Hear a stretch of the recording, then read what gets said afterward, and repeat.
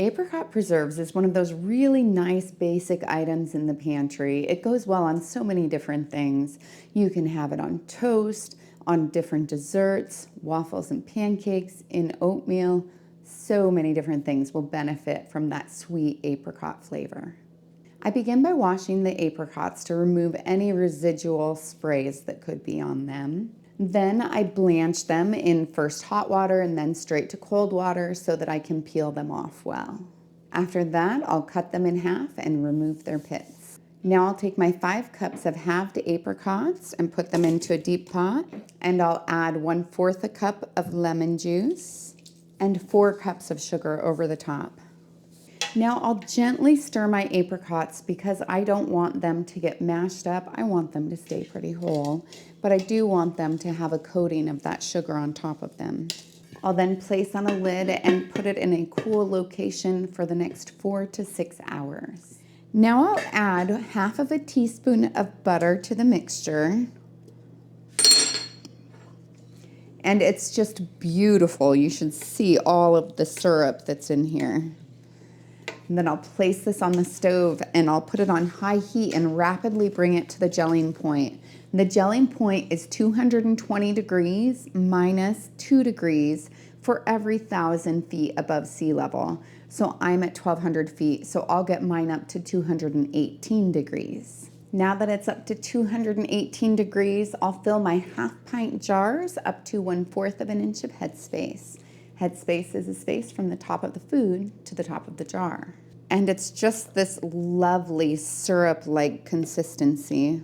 Now I'll wipe off the rims with a clean damp cloth just in case any syrup got on the edge that it won't interfere with the seal. Then I'll place my lids and rings on until they're fingertip tight. I'm using Superb Lids today, which is an American-made company, and I actually really appreciate the quality of them. They have a super thick blue seal on the edge that's supposed to be good for up to 3 years worth of sealing time, which is awesome because the majority of the other ones that I've looked at say 18 months. It also has a corrosion resistant coating, and so that makes it so that it does better when I store it in my root cellar because it's a little more humid in there, so I have to worry a little bit more about rust. I do have a link as well as a coupon code in my description below. Now I'll place these in the boiling water bath and process them for 10 minutes if I'm at sea level. I'm at 1,200 feet, so I'll process them for 15. But I won't start my timer until after it starts to boil.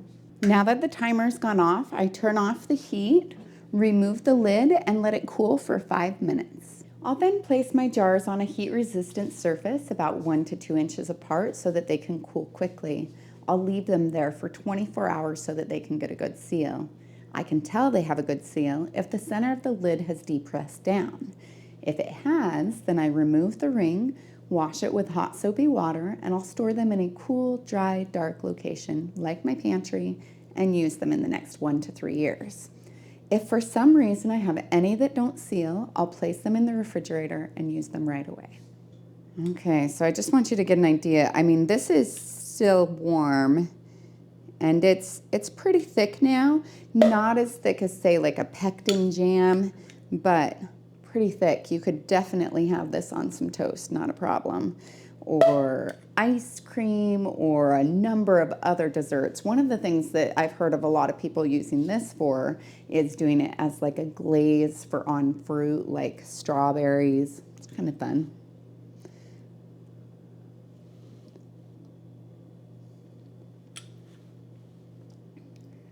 And it's sweet and tastes like apricot. What else could you want?